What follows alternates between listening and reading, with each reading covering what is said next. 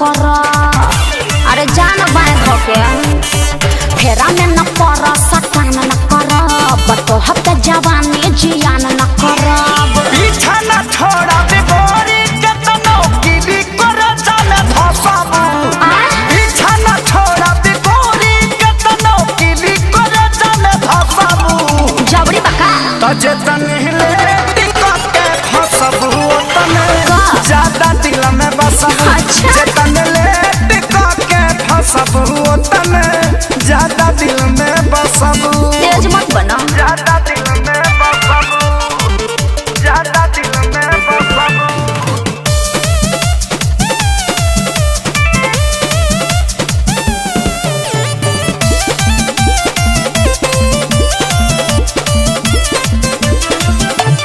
जाना तानी तोहर या बाबू कहाँ कहाँ निशाना बा। देखी अदा पर सुनो ये गोरी मनवा भइल दीवाना बा। आउट ऑफ कंट्रोल मत होकर बुझला ना। जाना तानी तोहर या बाबू कहाँ कहाँ निशाना बा। तहरा देखी अदा पर सुनो ये गोरी मनवा भइल दीवाना बा। अरे मीठी मीठी बात में फंसावना हमारा क्या पार्टी पढ़ावना। ऐसने आफर छोड़बू ता तू जीवन भर तरसबू। ना चाहे तजे तनहिले टिका के फसबू तने ज्यादा दिल में बसबू। चल हट। जे तनहिले टिका के फसबू तने ज्यादा दिल में बसबू। अरे जाना अपन काम देखो। जे तनहिले टिका के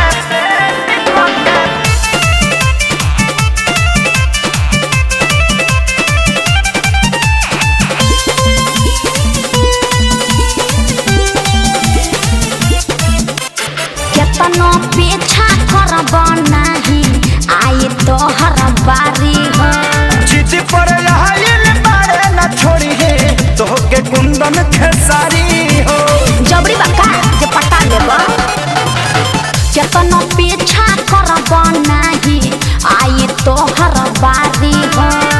जिद पर आइल बारे न छोड़ी है तोहके कुंदन खेसारी हो।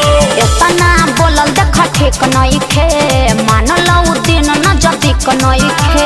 होए के पारी तोहरो जे तू प्यार पे हमरा हसबू।